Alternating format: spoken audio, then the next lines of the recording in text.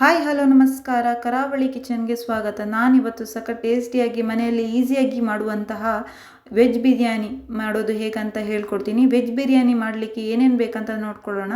ಮೊದಲಿಗೆ ನಾನು 2 ಟೊಮೆಟೊವನ್ನು ಕಟ್ ಮಾಡಿ ಇಟ್ಕೊಂಡಿದ್ದೀನಿ, ಹಾಗೆ 2 ಆಲೂಗಡ್ಡೆ, ಹಾಗೆ 2 ಈರುಳ್ಳಿಯನ್ನು ತಗೊಂಡಿದ್ದೀನಿ, ಹಾಗೆ ಸ್ವಲ್ಪ ವಟಾಣಿ ಕಾಳು, ಹಸಿ ವಟಾಣಿ ಕಾಳು, ಹಾಗೆ ಸ್ವಲ್ಪ ಬೀನ್ಸು, ಸ್ವಲ್ಪ ಕ್ಯಾರೆಟು, ಹಾಗೆ ಚಿಕನ್ ಬಿರಿಯಾನಿ ಮಸಾಲನ್ನು ತಗೊಂಡಿದ್ದೀನಿ, ಹಾಗೆ 5 ಹಸಿಮೆಣಸನ್ನು ತೊಗೊಂಡಿದ್ದೀನಿ, 5ರಿಂದ 6, ಹಾಗೆ ಸ್ವಲ್ಪ ಸ್ಪೈಸಸ್ಸು, ಹಾಗೆ ಕೊತ್ತಂಬರಿ ಸೊಪ್ಪು, ಹಾಗೆ 1 ಕಟ್ಟಾಗುವಷ್ಟು ಪುದೀನ. ನಾನು 2ನ್ನು 1 ಕಟ್ಟಾಗುವಷ್ಟು ತೊಗೊಂಡಿದ್ದೀನಿ, ಹಾಗೆ ಸ್ವಲ್ಪ ಶುಂಠಿ ಬೆಳ್ಳುಳ್ಳಿ ಪೇಸ್ಟ್.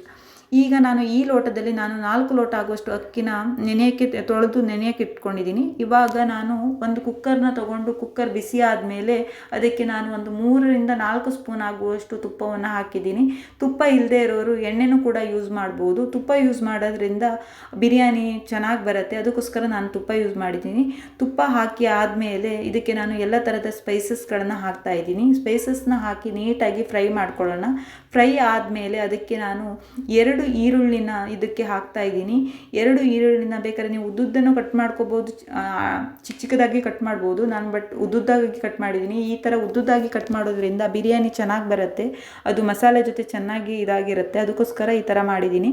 ಇವಾಗ ಚೆನ್ನಾಗಿ ಫ್ರೈ ಮಾಡ್ಕೊಳ್ಳೋಣ. ಚೆನ್ನಾಗಿ ಫ್ರೈ ಆದಮೇಲೆ ಇದು ಫ್ರೈ ಆಗ್ತಾ ಇರಲಿ. ಇವಾಗ ನಾನು ಏನು ಮಾಡ್ತೀನಿ ಅಂತ ಹೇಳಿದ್ರೆ, ಒಂದು ಮಿಕ್ಸಿ ಜಾರ್ನ ತೊಗೊಂಡು ಮಿಕ್ಸಿ ಜಾರಿಗೆ ನಾನು ಈ ಪುದೀನಾನ ನೀಟಾಗಿ ಕ್ಲೀನ್ ಮಾಡಿ ವಾಶ್ ಮಾಡಿ ಇಟ್ಕೊಂಡಿರೋದನ್ನ ಇದರೊಳಗೆ ಮಿಕ್ಸಿ ಜಾರ್ ಒಳಗೆ ಹಾಕ್ತಾಯಿದ್ದೀನಿ.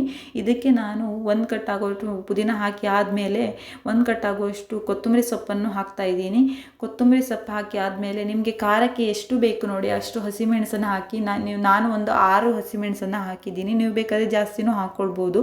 ಹಾಗೆ ನಾನು ಒಂದು ಅರ್ಧ ಟೊಮೆಟೊವನ್ನು ಅದರಲ್ಲಿ ಹಾಕ್ಕೊಳ್ತಾ ಇದ್ದೀನಿ.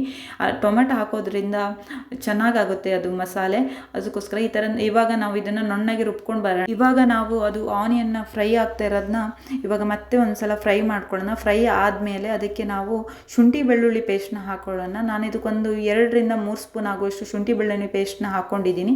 ಇವಾಗ ಶುಂಠಿ ಬೆಳ್ಳುಳ್ಳಿ ಪೇಸ್ಟ್ನ ಹಾಕ್ಕೊಂಡು ಅದರ ಹಸಿ ವಾಸನೆ ಹೋಗೋ ತನಕ ನೀಟಾಗಿ ಫ್ರೈ ಮಾಡ್ಕೋಬೇಕು. ನೀವು ಜಾಸ್ತಿ ಫ್ರೈ ಮಾಡ್ಕೊಳಕ್ಕೆ ಹೋಗಬೇಡಿ, ಅಂದರೆ ದೊಡ್ಡ ಉರಿಯಲ್ಲಿ ಇಟ್ಕೊಂಡು ಸಣ್ಣ ಉರಿಯಲ್ಲಿ ಇಟ್ಕೊಂಡು ಫ್ರೈ ಮಾಡ್ಕೊಳ್ಳಿ. ಹಾಗೆ ಇದಕ್ಕೆ ನಾನು 1.5 ಟೊಮೆಟೊ ಆಗುವಷ್ಟು ಇದಕ್ಕೆ ಹಾಕಿ ನೀಟಾಗಿ ಫ್ರೈ ಮಾಡ್ಕೊಳ್ತೀನಿ.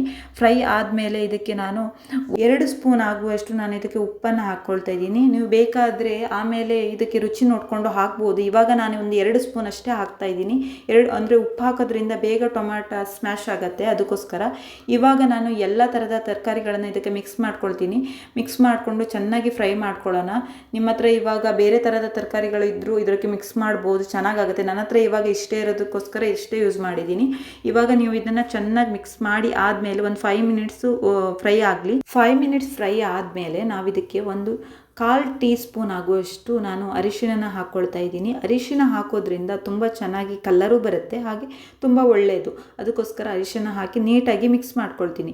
ಇವಾಗ ನಾವು ಒಂದು 5 ನಿಮಿಷ ನೀಟಾಗಿ ಮಿಕ್ಸ್ ಮಾಡಿ ಆದಮೇಲೆ ನಾನು ಆವಾಗ ಮಸಾಲೆನ ರುಬ್ಕೊಂಡು ಇಟ್ಕೊಂಡಿದ್ದೀನಿ ನೋಡಿ, ಅದನ್ನು ಇದಕ್ಕೆ ಹಾಕಬೇಕು ನೀಟಾಗಿ. ಈ ಮಸಾಲೆನ ನೀಟಾಗಿ ಎಲ್ಲ ಮಸಾಲೆನೂ ನೀಟಾಗಿ ಹಾಕಿ ಆದಮೇಲೆ ಇದನ್ನು ಮತ್ತೆ ನಾವು ಒಂದು 5 ನಿಮಿಷ ತನಕ ಫ್ರೈ ಮಾಡ್ಕೋಬೇಕು. ಅಂದರೆ ಅದು ಎಣ್ಣೆ ಬಿಟ್ಕೋಬೇಕು, ಅಲ್ಲಿ ತನಕ ಫ್ರೈ ಮಾಡ್ಕೋಬೇಕು. ನೀಟಾಗಿ ಫ್ರೈ ಆದಮೇಲೆ ಇದಕ್ಕೆ ನೀವು ಯಾವುದೇ ಥರದ ಚಿಕನ್ ಬಿರಿಯಾನಿ ಮಸಾಲನ ಹಾಕ್ಬೋದು. ನಾನು ಎವರೆಸ್ಟ್ ಅವ್ರದ್ದು ತೊಗೊಂಡಿದ್ದೀನಿ. ಎವರೆಸ್ಟ್ ಅವ್ರದ್ದು ತುಂಬ ಚೆನ್ನಾಗಾಗುತ್ತೆ, ಅದಕ್ಕೋಸ್ಕರ ಅದನ್ನ ತೊಗೊಂಡಿದ್ದೀನಿ. ನಿಮ್ಮ ಹತ್ರ ಇಲ್ಲ ಅಂತಂದರೆ ಬೇರೆ ಬಿರಿಯಾನಿ ಮಸಾಲನ ಯೂಸ್ ಮಾಡ್ಬೋದು. ಈ ಬಿರಿಯಾನಿ ಮಸಾಲ ಹಾಕಿ ಚೆನ್ನಾಗಿ ಫ್ರೈ ಮಾಡ್ಕೋಬೇಕು. ಚೆನ್ನಾಗಿ ಫ್ರೈ ಅಂತ ಹೇಳಿದ್ರೆ ನಾವೀಗ ಹಸಿ ಮಸಾಲೆನ ಹಾಕಿದ್ದೀವಿ ನೋಡಿ, ಅದು ನೀಟಾಗಿ ಆ ಹಸಿ ವಾಸನೆ ಹೋಗೋ ತನಕ ಫ್ರೈ ಮಾಡ್ಕೋಬೇಕು. ಇವಾಗ ನಾನು 4 ಲೋಟ ಅಕ್ಕಿಗೆ 8 ಲೋಟ ಆಗುವಷ್ಟು ನೀರನ್ನ ತೊಗೊಂಡಿದ್ದೀನಿ. 8 ಲೋಟ ನೀರನ್ನ ಇದಕ್ಕೆ ಹಾಕಿ ಚೆನ್ನಾಗಿ ಕುದಿಸಬೇಕು. ಚೆನ್ನಾಗಿ ಕುದಿಸಿ ಆದಮೇಲೆ ನಾನು ಅದಕ್ಕೆ ಅಕ್ಕಿನ ಹಾಕ್ಕೊಳ್ತೇನೆ. ಇವಾಗ ತಣ್ಣಗಿರ್ಬೇಕಾದ್ರೆ ಹಾಕ್ಕೊಳ್ಬಾರ್ದು, ಯಾಕಂದರೆ ಅಷ್ಟು ಆ ಬಿರಿಯಾನಿ ಉದುರುದ್ರಾಗಿ ಬರಲ್ಲ, ಅದಕ್ಕೋಸ್ಕರ ನಾನು ಇವಾಗ ಹಾಕಲ್ಲ. ಇವಾಗ ಈ ಥರ ನೀರು ಹಾಕಿ ಆದಮೇಲೆ ಒಂದು ಸ್ವಲ್ಪ ಹೊತ್ತು ಮುಚ್ಚಿ ಬಿಡೋಣ. ಮುಚ್ಚಿ ಇಟ್ಟಾದಮೇಲೆ ಇವಾಗ ನೋಡಿ ಇಷ್ಟು ಕುದಿ ಬಂದಮೇಲೆ ನಾನು ಈಗ ಅಕ್ಕಿನ ಹಾಕ್ಕೊಳ್ತಾ ಇದ್ದೀನಿ. ಅಕ್ಕಿನ ಹಾಕಿ ಆದಮೇಲೆ ನೀವು ಯಾವುದೇ ಕಾರಣಕ್ಕೂ ಇದು ಸ್ಟೀಲ್ ಪಾತ್ರೆಯಲ್ಲಿ ಗರ ಮಾಡಿ ಈ ಥರ ತಿರುಗಿಸ್ಬಾರ್ದು. ಅದು ಅಂದರೆ ಅಕ್ಕಿ ಪುಡಿ ಆಗಿಬಿಡುತ್ತೆ, ಅದು ಅನ್ನ ಹುಡಿ ಆಗಿಬಿಡುತ್ತೆ. ಅದಕ್ಕೋಸ್ಕರ ನಾವು ನೀಟಾಗಿ ಸೈಡಿಂದ ನೀಟಾಗಿ ನಾವು ನಿಧಾನವಾಗಿ ಇದನ್ನ ಫ್ರೈ ಮಾಡ್ಕೋಬೇಕು, ಮತ್ತು ಮಿಕ್ಸ್ ಮಾಡಬೇಕು. ಅಂದರೆ ನೀವು ಒಂದೇ ಸಲ ಗಜಿಬಿಜಿ ಮಾಡಿ ಇದು ಮಾಡಿದ್ರೆ ಅಂತ ಹೇಳಿದ್ರೆ ಅದು ಪುಡಿ ಆಯ್ತು ಅಂದರೆ ಅಷ್ಟು ಚೆನ್ನಾಗೂ ಆಗೋದಿಲ್ಲ. ಇವಾಗ ನೀಟಾಗಿ ಮಿಕ್ಸ್ ಮಾಡಿ ಆದಮೇಲೆ ಲಾಸ್ಟ್ ಎಂಡಲ್ಲಿ ನಾವು ಇದಕ್ಕೆ ಈ ಥರ ಕುದಿ ಬಂದು ಆದಮೇಲೆ ಯಾವುದೇ ಕಾರಣಕ್ಕೂ ಮೊದಲು ನೀವು ಲಿಂಬೆಹಣ್ಣನ್ನ ಹಿಂಡಕ್ಕೆ ಹೋಗಬೇಡಿ. ಲಾಸ್ಟ್ ಎಂಡಲ್ಲಿ ಈ ಥರ ಸ್ವಲ್ಪ ಅದ್ರ ನೀರು ಲೆವೆಲ್ ಕಡಿಮೆ ಆಗ್ತಾ ಬಂದಾವಾಗ ಒಂದು ಲಿಂಬೆಹಣ್ಣನ್ನು ನಾನು ಹಾಕ್ತಾಯಿದ್ದೀನಿ. ಲಿಂಬೆಹಣ್ಣು ಹಾಕೋದ್ರಿಂದ ಬಿರಿಯಾನಿ ಉದ್ರಾಗಿಯೂ ಬರುತ್ತೆ, ಹಾಗೆ ಟೇಸ್ಟು ತುಂಬ ಚೆನ್ನಾಗಿ ಬರುತ್ತೆ.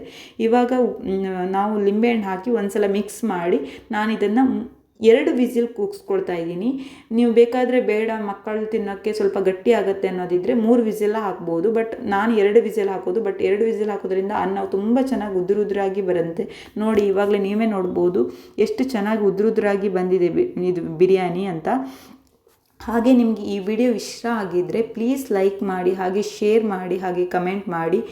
ನಿಮಗೆ ಯಾವ ಥರ ನೆಕ್ಸ್ಟ್ ವಿಡಿಯೋ ಬೇಕಂತ ನೀವು ಕಮೆಂಟ್ ಮೂಲಕನೂ ತಿಳಿಸ್ಬೋದು. Thank you so much.